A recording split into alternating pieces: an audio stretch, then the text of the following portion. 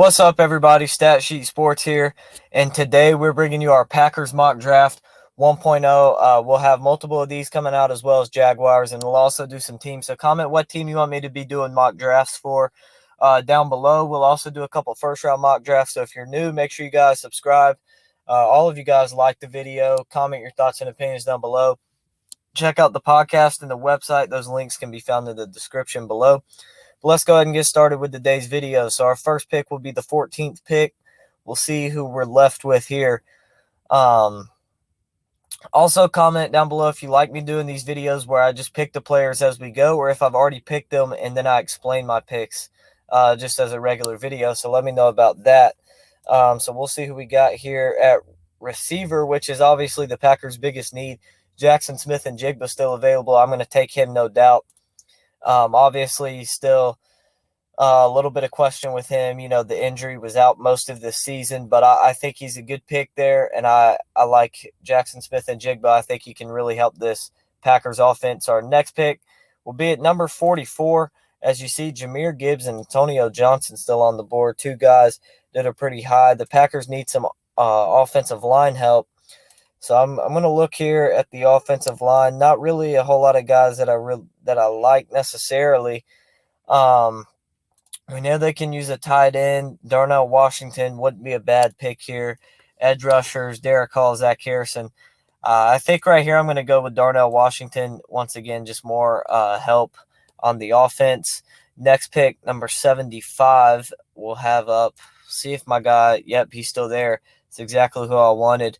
Is Blake Freeland, the offensive tackle from BYU. I like him. I think he can help this Packers offensive line out a lot. They're going to be losing some pieces, I would imagine, this offseason. Bakhtiari, maybe trading him away, guys like that. But, yeah, so I think Blake Freeland will really help the Packers out a lot. So we're going to be looking at D-line, edge rusher particularly, and guard positions. We got Emil Ekiyor from Alabama. I'm going to take Zion Tupuola from Washington. I think he's a good edge rusher. I think he can be developed and be a solid starter for the Packers and make a little bit of an impact even early on in his career. So our next pick will be 145. We'll see who we can take here. We'll see who's available. Obviously, the Packers offense is really what we're looking at here. Just kind of looking around. Not really anybody up top. Not really any receivers either to take here. Jonathan Mingo a little lower down. Maybe a guy, Trey Palmer. Maybe a guy that even Johnny Wilson, the big guy from Florida State, but definitely not going to take them at 145. Look at our quarterbacks just to look. Not any really quarterbacks I would take. Bo Nix, Jaden Daniels at the top, but none of them I would really take over Jordan Love. I don't think any of them are going to end up any better than the other ones.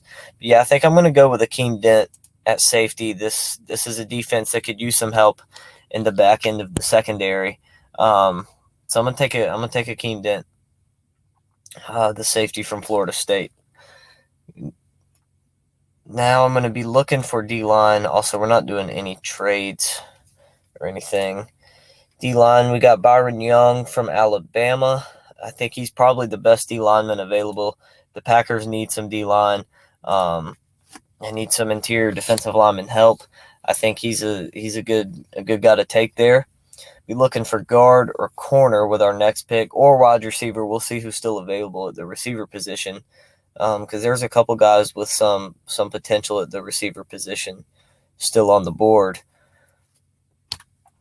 But mainly just right here, you're looking for guys that have starting potential when you get back into the late 225 and like 200s and on, really even before then. I think TJ Bass probably the best pick here. I don't really know much about him, but he's rated pretty high. He was rated at 170. And then he's fits the position need. We got an A+, so I'd say that was a good pick. And we'll look because there's some there's some good running backs still on the board here. We don't really need any of them, though. The Packers don't really need a running back. Some good ones still on the board. Take a peek at the quarterbacks. Yeah, not really any quarterbacks worth taking. Receivers, Rome Odunze from Washington, a good pick. Trey Palmer, Jonathan Mingo, Antoine Wells, Johnny Wilson. I'm gonna take Trey Palmer from Nebraska. I think he gives you a deep threat at a receiver. They give me a B+ on him because they had the Washington guy ranked higher. But personally, I like Trey Palmer. Johnny Wilson, another guy I could have went with there. Just because I think he's like 6'8", 6'9", something like that. But capping the draft off, we got Smith-Njigba at 14. Darnell Washington, tight end from Georgia, at 44, got an A+ on him. Blake Freeland, the offensive tackle from BYU, got a 75, got an A+ on him. Zion Tupola, the edge from Washington, got him at 112, A+ for him. Akeem Dent, safety from Florida State, at 145, A+ on him. Byron Young from Alabama, the D lineman, 170, A+ on him. TJ Bass, interior offensive lineman from Oregon, 225, A+ on him.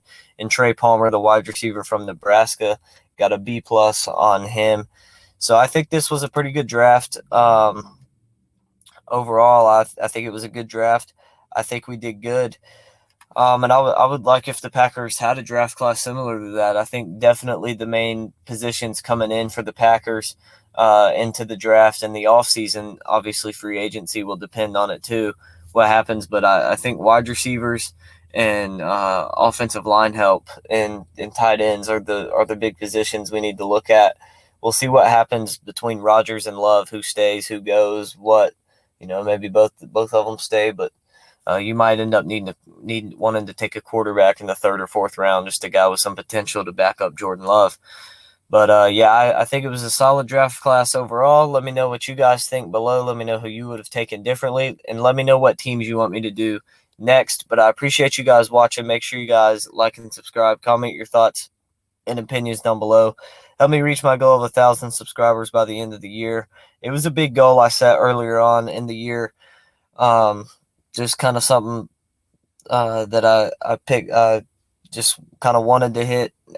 Knew it was a bit of a stretch, but we're going into bowl season for football, for college football, and that's where we got most of our subscribers at. Last year, we had like 400 subscribers over the bowl season last year. So if we can repeat that, we'll be on a good track headed into the new year. But I appreciate you guys watching, and I'll see you guys next time.